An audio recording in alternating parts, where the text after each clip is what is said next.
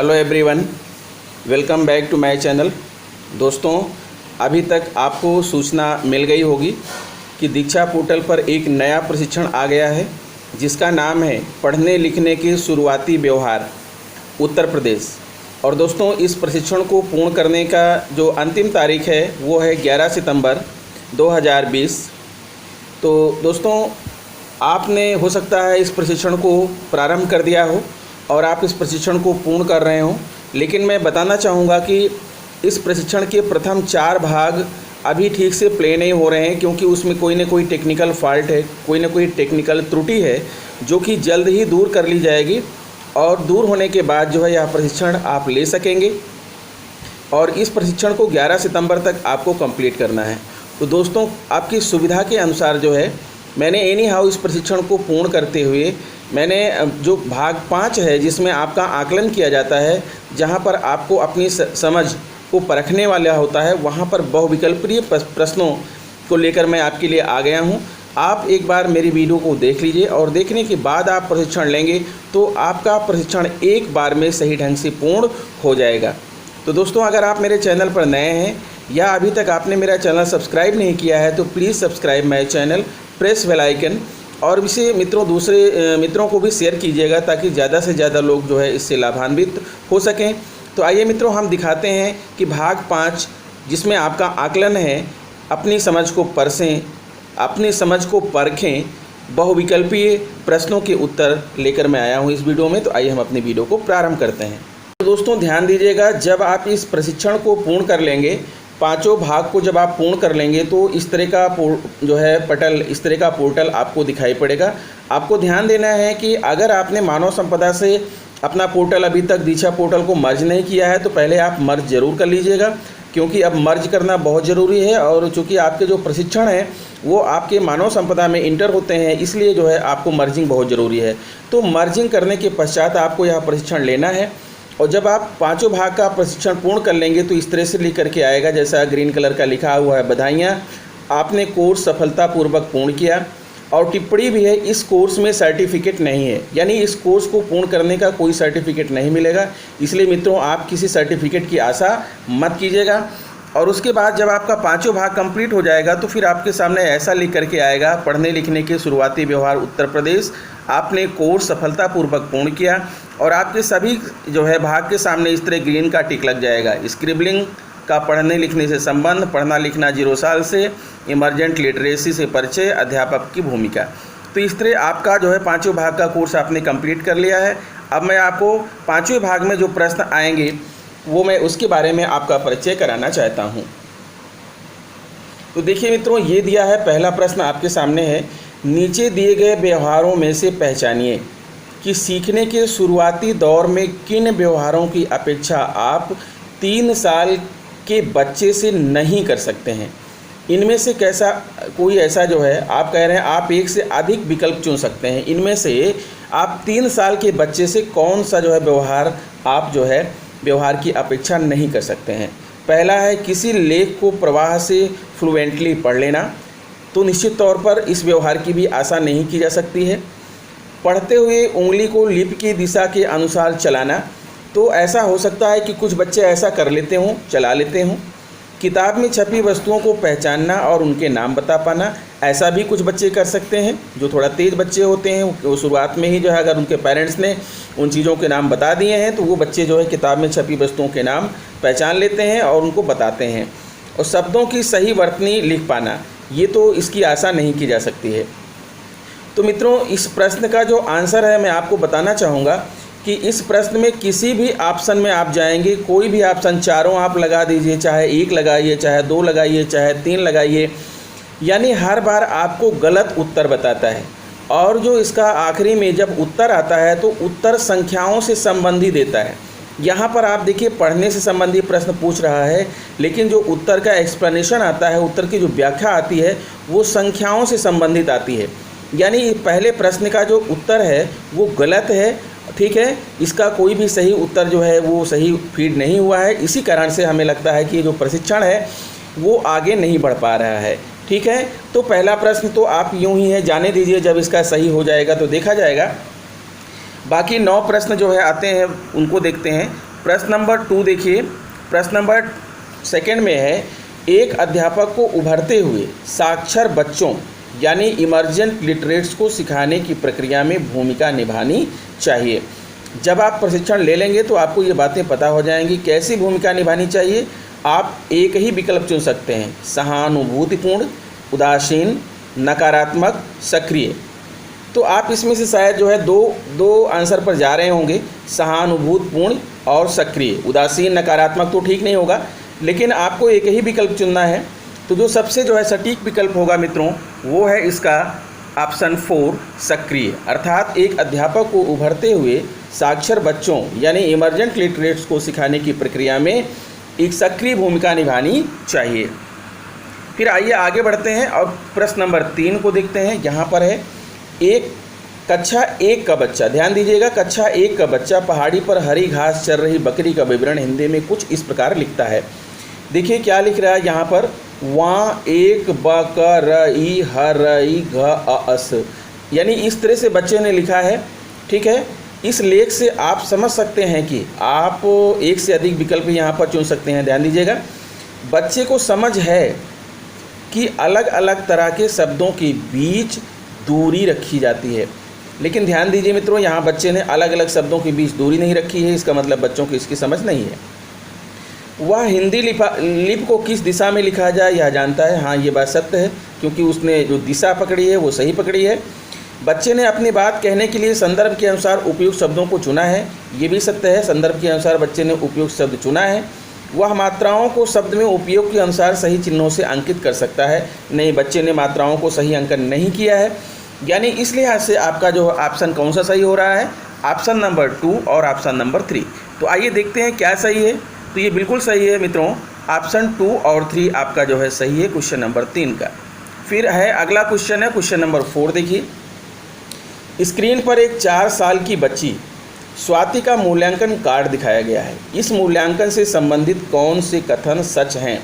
देखिए, एक चित्र दिखाया गया, उसमें एक भालू टाइप का कुछ बना हुआ है और लिखा भी है साथ में कि स्वाति शब्दों की सही वर्तनी में नहीं लिख सकती, यह सही वाक्य नहीं बना सकती, यह चित्रकला में तो ठीक है लेकिन इसके लेखन संबंधित कौशल अभी खराब हैं। ये 3 बातें लिखी हुई हैं स्वाति के मूल्यांकन से संबंधित। अब आपको बताना है कि ये जो 4 विकल्प दिए गए हैं, मूल्यांकन सही है क्योंकि अध्यापकों को पता है कि बच्ची सही वर्तनी में शब्दों को लिख सकती है। ठीक है, फिर दूसरा है मूल्यांकन गलत है क्योंकि बच्ची को गलत आधारों पर आंका जा रहा है। फिर मूल्यांकन गलत है क्योंकि बच्ची सभी शब्दों की वर्तनी सही लिख सकती है। मूल्यांकन सही है क्योंकि बच्चों को सही आधारों पर आंका जा रहा है, बच्ची को सही आधारों पर आंका जा रहा है। देखिए, मूल्यांकन के 3 लाइन फिर से देख लीजिए। स्वाति शब्दों की सही वर्तनी में नहीं लिख सकती, 4 साल की बच्ची है, 4 साल की बच्ची से ये अपेक्षाएं की जा रही हैं। यह सही वाक्य नहीं बना सकती, यह चित्रकला में तो ठीक है लेकिन इसके लेखन संबंधित कौशल अभी खराब हैं। तो क्या यह मूल्यांकन सही है? यानी आप ध्यान दीजिएगा कि अगर आप मूल्यांकन भी कर रहे हैं तो इस तरह के शब्दों का इस्तेमाल नहीं करना है कि बच्ची का जो मनोबल है वो गड़बड़ हो। तो इस लिहाज से इस प्रश्न का सेकंड आंसर है मूल्यांकन गलत है क्योंकि बच्ची को गलत आधारों पर आंका जा रहा है। तो ठीक है, इसका जो है विकल्प नंबर 2 राइट है, मूल्यांकन गलत है क्योंकि बच्ची को गलत आधारों पर आंका जा रहा है। फिर प्रश्न नंबर 5 है, एक अध्यापिका अपनी कक्षा 1 के बच्चों को लिखना और पढ़ना सिखाने के लिए निम्न गतिविधियां इस्तेमाल करती हैं। क्लिक करके सही गतिविधियों को चुनिए। आप इस एक से अधिक विकल्प चुन सकते हैं। हर सप्ताह उन्होंने लोकगीत गाने बजाने की प्रतियोगिता आयोजित की और बच्चों को समूहों में काम करने के लिए प्रोत्साहित किया। वह बच्चों को उनकी अपनी भाषा में बोलने के लिए प्रोत्साहित करती हैं। वह उन बच्चों को टोकती हैं जो हिंदी शब्दों का गलत उच्चारण करते हैं। वह बच्चों को अपने अनुभवों को लिखने के लिए प्रोत्साहित करती हैं। जब आप बताइए इसमें से क्या क्या सही हो सकता है। मेरे हिसाब से तो ये जो ऑप्शन नंबर 3 है, वह उन बच्चों को टोकती हैं जो हिंदी शब्दों का गलत उच्चारण करते हैं, यही नहीं सही होगा। बाकी जो ऑप्शन 1, 2 और 4 है ये आपका सही है, बिल्कुल सही है। ऑप्शन 1, 2 और 4 इसके सही हैं। ठीक है, हर सप्ताह उन्होंने लोकगीत गाने बजने की प्रतियोगिता आयोजित की और बच्चों को समूह में काम करने को प्रोत्साहित किया। वह बच्चों को उनकी अपनी भाषा में बोलने के लिए प्रोत्साहित करती हैं, वह बच्चों को अपने अनुभव लिखने के लिए प्रोत्साहित करती हैं। ये सही है। फिर आगे देखते हैं क्वेश्चन नंबर 6 को। छठा प्रश्न है, आइए पढ़ें कि 3 साल के हेमंत और प्रिया की माताएं आपस में क्या बातें कर रही हैं। माता 1 कहती है मेरे बच्चे को तो लिखावट बहुत बुरी है। माता 2 कहती है आप लिखावट के बारे में शिकायत कर रही हैं, मेरी बच्ची तो यहाँ वहाँ घसीटे मारती है, आप तो ये भी नहीं समझ पाएंगी कि उसने कौन सा अक्षर लिखा है। फिर माता 1 कहती है वो तो शब्दों के बीच में जगह नहीं छोड़ता। माता 2 कहती है और मेरी बच्ची तो शब्दों के बीच बहुत ज़्यादा दूरी रख देती है। आपने इन दोनों माताओं की बातें पढ़ी, एक अध्यापक होने के नाते आप इन्हें क्या सलाह देना चाहेंगे? क्लिक करके सबसे उपयुक्त सलाह दें। पहला है, बच्चे इस उम्र में ऐसी गलतियां करते हैं और यह रोकने की कोशिश करें। बच्चे लिखना सीख रहे हैं, उन्हें किसी की मदद की आवश्यकता नहीं।